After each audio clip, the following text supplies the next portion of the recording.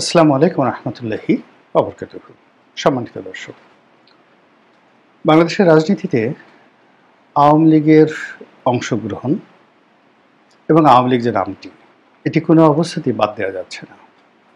আর যখনই আওয়ামী লীগের নাম আসে, সেখানে বঙ্গবন্ধু এবং শেখ হাসিনার নাম বাদ দেওয়া যাচ্ছে না। বর্তমান পরিবর্তিত পরিস্থিতিতে আওয়ামী লীগের আপনজন সেজে অনেক লোক, আওয়ামী লীগের মধ্যে বিক্ষুব্ধ এক শ্রেণীর মানুষ, দলের মধ্যে যারা হাসিনা বিরোধী আছেন তারা, আর আওয়ামী লীগ বিরোধী, হাসিনা বিরোধী যে সকল প্রতিপক্ষ রাজনৈতিক দল রয়েছে, তারা এক বাক্যে বলার চেষ্টা করছেন যে যদি হাসিনা স্বেচ্ছায় এই দল থেকে চলে যান, পদত্যাগ করেন, শেখ পরিবারের লোকরা যদি এই দল থেকে চলে যান বা তাদেরকে বহিষ্কার করা হয়, তাহলে যে সমস্ত মানুষ বাংলাদেশে এখন মিলেমিশে আছে, তারা সবাই মিলে যদি আওয়ামী লীগ করতে চায়, তাহলে জামাতের আপত্তি থাকবে না, বিএনপির আপত্তি থাকবে না, ইত্যাদি ইত্যাদি নানা রকম কথাবার্তা। তো এ সকল কথাবার্তার যৌক্তিকতা কি, এবং শেখ হাসিনা আসলে ক্ষমতা ছাড়বেন কিনা বা ছাড়া উচিত কিনা বা কেউ ছাড়েন কিনা শেখ হাসিনার মধ্যে পর্যায়ে, এটা নিয়ে মূলত আজকের এই আলোচনা। আপনাদের একটা বিষয় বুঝতে হবে যে আমি বিএনপি দিয়ে উদাহরণ দিই। যেমন বেগম খালেদা জিয়া এখনও পর্যন্ত দলের চেয়ারপারসন, তার সন্তান ভারপ্রাপ্ত চেয়ারপারসন। বেগম জিয়া খুবই অসুস্থ, কিন্তু এই অসুস্থতার সময় দলের অনেক গুরুত্বপূর্ণ ব্যক্তি ছিলেন, তো তাদেরকে তো ভারপ্রাপ্ত চেয়ারম্যান বানানো হয়নি, কিংবা বেগম জিয়ার পরিবর্তে বিকল্প কাউকে চিন্তা করা হয়নি। শ্রদ্ধা, ভালোবাসা সব দিক থেকে দেখা গেল যে যত বেশি আওয়ামী লীগ তার প্রতি নির্দয় নিষ্ঠুর হয়েছে, বিএনপির নেতাকর্মীরা ততই বেশি বেগম জিয়াকে আঁকড়ে ধরেছেন। কেন? শহীদ প্রেসিডেন্ট জিয়াউর রহমান এই দলটা প্রতিষ্ঠা করেছেন, কিন্তু এই দলটির যে পুনর্জন্ম, এটি বেগম জিয়ার হাতে হয়েছে। ফলে বিএনপির পরতে পরতে, প্রতি বিন্দুতে বিন্দুতে বেগম জিয়ার নাম লিখিত রয়েছে নেতাকর্মীদের হৃদয়, মন এবং মননে। কাজী বেগম জিয়ার অ্যাপ্রুভাল ছাড়া, তার সুদৃষ্টি ছাড়া, তার গ্রিন সিগন্যাল ছাড়া টিল নাও, এখন পর্যন্ত এই দলে কেউ রাজনীতি করতে পারবেন না, যতক্ষণ পর্যন্ত তার শ্বাস রয়েছে। এটাই বাংলাদেশের অস্তিত্ব। একই অবস্থা আওয়ামী লীগের ক্ষেত্রে। বঙ্গবন্ধুর হাতে এই দলটি প্রতিষ্ঠিত হয়নি বটে, কিন্তু এই দলটির যত নেম, ফেম, ক্ষমতা আসা যা কিছু, সব কিছুর পেছনে বঙ্গবন্ধু। তার সহযোগী ছিলেন জাতীয় চার নেতা ছিলেন, কিন্তু বঙ্গবন্ধুর যে আলোকবর্তিকা, সে আলোকবর্তিকার সঙ্গে আসলে অন্য কোনো স্টার বা অন্য কোনো তারকার কোনো তুলনাই চলে না।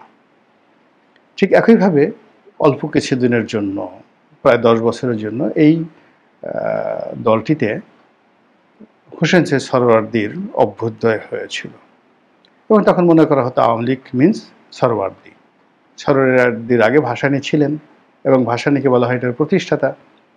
কিন্তু ভাসানী, সরওয়ার্দী, ওনাদের মতো নেতাদের নেতৃত্ব এবং তাদের যে যাকে বলা হয় সব কিছু, রাজনীতির যে সর্বোচ্চ আর্ট অ্যান্ড অ্যাটিটিউড, সব কিছুকে অতিক্রম করে বঙ্গবন্ধু আওয়ামী লীগের সঙ্গে, নৌকার সঙ্গে, বাঙালি জাতীয়তাবাদের সঙ্গে, বাংলাদেশ নামক রাষ্ট্রের সঙ্গে এমনভাবে মিশে আছে যে 75-এর 15ই আগস্টের পর ধারণা করা হচ্ছিল বাংলায় বোধহয় আর বঙ্গবন্ধু থাকবে না। কিন্তু দিন যত যাচ্ছে ততই তার উজ্জ্বলতা, তার সম্মান, তার মর্যাদা বেড়ে যাচ্ছে। এমনকি এই যে নতুন যেটাকে জেএনজি বলা হচ্ছে, তো তাদের মধ্যেও যখন রাজনৈতিক নেতাদের জনপ্রিয়তা সম্পর্কে জরিপ চালানো হয়েছিল, সেখানে 1 নম্বরে বঙ্গবন্ধু। অবাক করা বিষয় না? ইন জেনারেল, তা বঙ্গবন্ধু ইন জেনারেল। আওয়ামী লীগের বড় ভুল হলো এই ইন জেনারেল একজন জাতীয় নেতাকে তারা তাদের নেতা বানাতে চেয়েছেন, এবং এটা আসলে একদিকে ন্যায্য আর একদিকে অন্যায্য। ন্যায্য এই কারণে যে আপনার একটা অ্যাসেট আছে যেটা আপনি ব্যবহার করতে পারেন, আপনি কেন সেটা করবেন না? আর অন্যায্য হলো যে স্বার্থপরের মতো একটা, যাকে বলা হয় যে সূর্য আকাশে আলো দিচ্ছে, তো পৃথিবীর সব মানুষ সে সূর্যের আলো পাচ্ছে, আর আপনার ক্ষমতা আছে সেই সূর্যটাকে আপনি জাদু দিয়ে, কালো জাদু দিয়ে একেবারে ছোট করে একটা প্রদীপ বানালেন, মোমবাতির মতো বানালেন, বানিয়ে আপনার ঘরের মধ্যে ঢুকিয়ে দিলেন, সারা পৃথিবী অন্ধকার হয়ে রইল। এরকম একটা ঘটনা। তো সেদিক থেকে বঙ্গবন্ধুর মতো একজন জাতীয় নেতাকে আওয়ামী লীগ যত বেশি আপন করতে চেয়েছে, ওন করতে চেয়েছে, ব্যবহার করতে চেয়েছে, তত নিজেরা নিন্দিত হয়েছে, ছোট হয়েছে, আর বঙ্গবন্ধুকেও তারা ততটা অপদস্থ করেছে। এনিওয়ে, তো বঙ্গবন্ধুর পরে এই 1981 সন থেকে আজ অবধি আওয়ামী লীগের পরতে পরতে যে নামটি আছে সেটি শেখ হাসিনা, এবং শেখ হাসিনা কেবলই মাত্র বঙ্গবন্ধু কন্যা, আওয়ামী লীগের সভানেত্রী, এটা নয়। মানে আওয়ামী লীগের লোকজন, ছাত্রলীগ, যুবলীগের লোকজন জানে, সবাই জানে যে এই বাংলার টেকনাফ থেকে তেঁতুলিয়া পর্যন্ত প্রতিটি অঞ্চল শেখ হাসিনা যেভাবে ভ্রমণ করেছে, আওয়ামী লীগের কোনো লোক তার 10 ভাগের 1 ভাগ এলাকা যায়নি।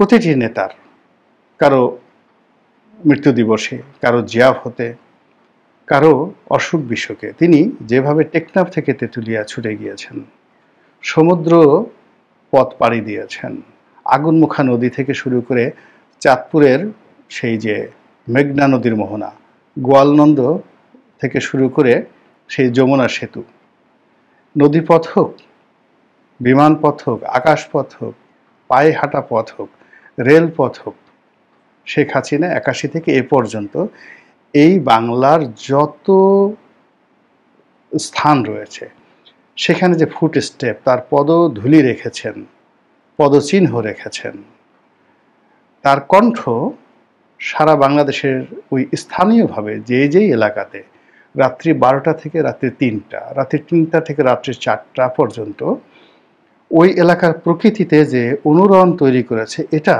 বঙ্গবন্ধু করতে পারেননি। আমি নিজে ওনার একটা ভ্রমণের সাথে ছিলাম।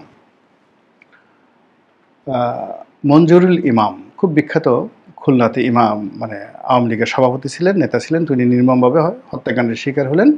ঢাকা থেকে বহর যাচ্ছে, প্রায় 1000 গাড়ি নিয়ে শেখ হাসিনা যাবেন খুলনাতে, এবং আমি ওনার যে গাড়ির বহর, সেই গাড়ির বহরের প্রথম 10টি গাড়ির মধ্যে আমার গাড়ি ছিল। তো খুব কাছের থেকে তাকে আমার দেখার সুযোগ হয়েছে। তো আমরা ঢাকা থেকে গেলাম মানিকগঞ্জ, তারপরে সেখান থেকে পার হয়ে সেই ফরিদপুর গেলাম, ফরিদপুরের গোয়াল, মানে যাকে বলা হয় সেই ফরিদপুর হয়ে তারপরে আমরা সেই সাতক্ষীরা, ঝিনাইদহ হয়ে আমরা সেই খুলনাতে পৌঁছলাম। তো ঢাকা থেকে আমরা রওনা করলাম সকাল 10টায়, আর রাত্রি বোধহয় 4টা, 4:30টার সময় আমরা খুলনাতে গিয়ে পৌঁছালাম। এর মধ্যে আমরা সবাই অসুস্থ হয়ে পড়েছি, সবার অনেকের মানে যাকে বলা হয় ক্লান্তি, একটার পর একটা মিটিং, একটার পর একটা যাকে বলা হয় জনসভা, আধা ঘন্টা পর পর একটা করে জনসভা, এবং রাস্তায় লক্ষ লক্ষ মানুষ, হাজার হাজার মানুষ, শত শত মানুষ, এমনকি যেখানে 50 জন মানুষ দাঁড়িয়েছিল সেখানে শেখ হাসিনা গাড়ি বহর থামিয়ে তাদের সঙ্গে কথা বলেছেন। জাস্ট একটা উদাহরণ দিলাম, এরকম অসংখ্য ঘটনা।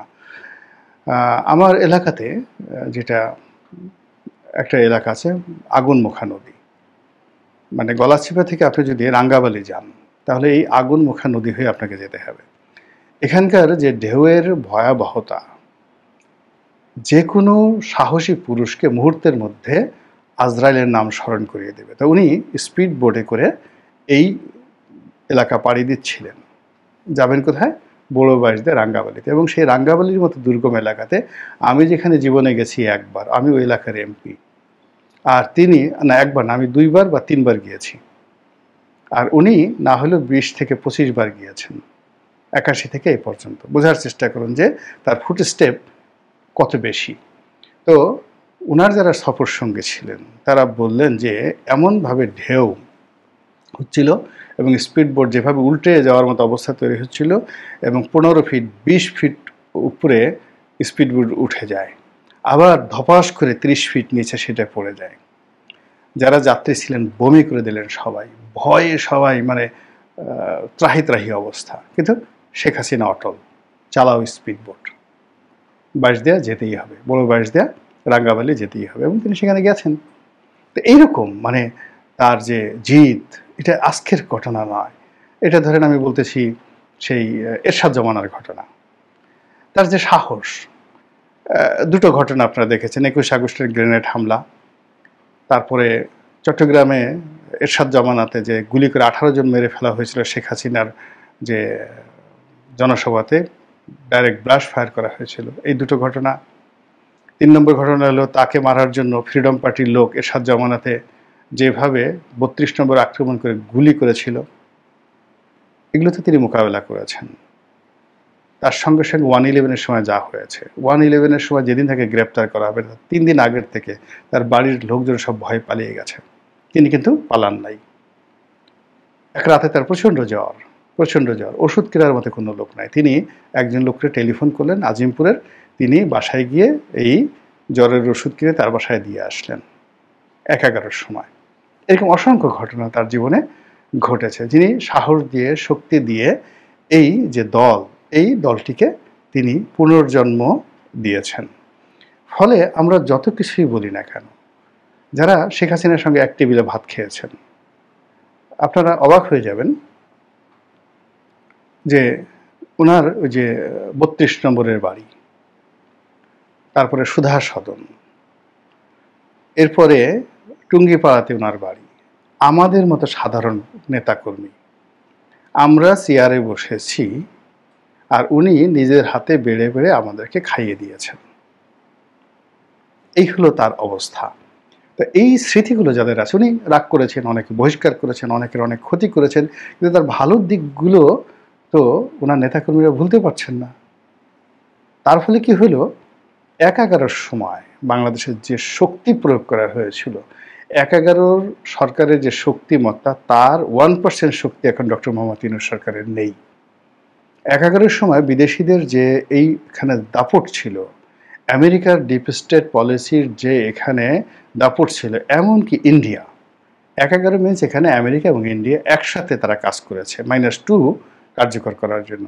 হয়নি, শেখ হাসিনার ক্ষেত্রে হয়নি, বেগম জিয়ার ক্ষেত্রে হয়নি।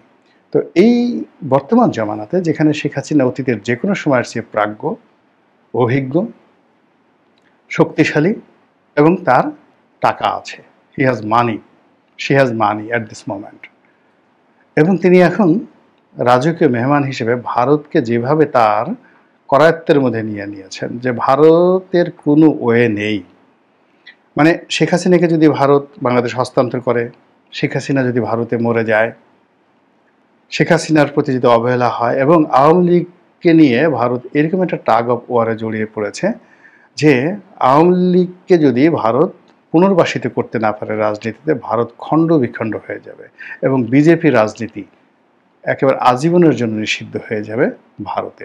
এরকম একটা অবস্থার মধ্যে, সেটা প্রকৃতির কারণেই হোক, শেখ হাসিনার কূটকৌশল হোক, কিংবা ভারতের যে শ্রেণীটি, কংগ্রেস হোক বা বুদ্ধিজীবী হোক, যে শ্রেণীটি শেখ হাসিনাকে তাদের পরিবারের আপনজন মনে করে, তাদের কল্যাণই হোক না কেন, ভারতকে এরকম একটা অবস্থায় ফেলে দেওয়া হয়েছে। ফলে শেখ হাসিনা বিরোধী আমরা যে সকল কথাবার্তা বলছি বা আমরা শুনছি, এগুলো হয়তো আমাদের আবেগের কথা, আমরা অনেকে রাগ হয়ে যাচ্ছি ইত্যাদি ইত্যাদি সব কিছু, কিন্তু আলটিমেটলি শেখ হাসিনার বাইরে এখন পর্যন্ত উনি যদি না মরে যান, আওয়ামী লীগের কিছুই হবে না। যতদিন পর্যন্ত ওনার নিঃশ্বাস আছে উনি থাকবেন এবং উনি এই নেতৃত্ব ছাড়বেন না। ছাড়বেন কেন ছাড়বেন? এই দলের সঙ্গে তার যে কন্ট্রিবিউশন, সেটা কি আমার আছে, আপনার আছে, কার আছে বলেন? এই দলের মধ্যে একটা সিঙ্গেল সেকেন্ড লোক দেখান যে শেখ হাসিনার যে কন্ট্রিবিউশন, তিনি তার গহনা বিক্রি করেছেন এই দলের জন্য, তিনি ইন্ডিয়া সরকারের কাছ থেকে যে ভাতা পেয়েছেন, সেই ভাতার একটা অংশ তিনি নিজে খেয়েছেন, আর বাকি অংশ দল চালানোর জন্য আব্দুর রাজ্জাক, তুফাইল আহমেদের হাতে তিনি তুলে দিয়েছেন। কই তুফাইল আহমেদ বলতে পারবে যে আমি এই দল থেকে কিছুই নেইনি, বিনিময়ে দলকে এটা দিয়েছি? বলতে পারবে না। তো এই দলের জন্য তার শ্রম আছে, কন্ট্রিবিউশন আছে, ইনভেস্টমেন্ট আছে, এবং তার জীবনের সব কিছু এই দলের জন্য তিনি হারিয়েছেন, পিতা মাতা, আত্মীয় স্বজন। তো এইরকম একটা দলকে তিনি কেন, কার কথা মতো, আপনার আমার কথা মতো তিনি সেই দল ছেড়ে দেবেন? এটা হয়? আপনি দলের কথা বাদ দেন, শেখ হাসিনার দলের কথা বাদ দেন, আপনি আপনার ঘরের পাশ দিয়ে একটু 2 হাত জায়গা ছেড়ে দেখেন তো, বা আপনার গ্রামে যে আপনার মা একটা নারকেল গাছ লাগিয়েছিল, আপনার প্রতিবেশী বা আপনার নিকটাত্মীয় চাচাতো ভাই বলতেছে এই নারকেল গাছটির ওয়ারিশ তারা, আর এটা নিয়ে আপনি মারামারি মামলা মোকদ্দমা করছেন, একটা নারকেল আপনি আপনার প্রতিপক্ষকে ছুঁতে দিচ্ছেন না। এই হলো আপনার অবস্থা।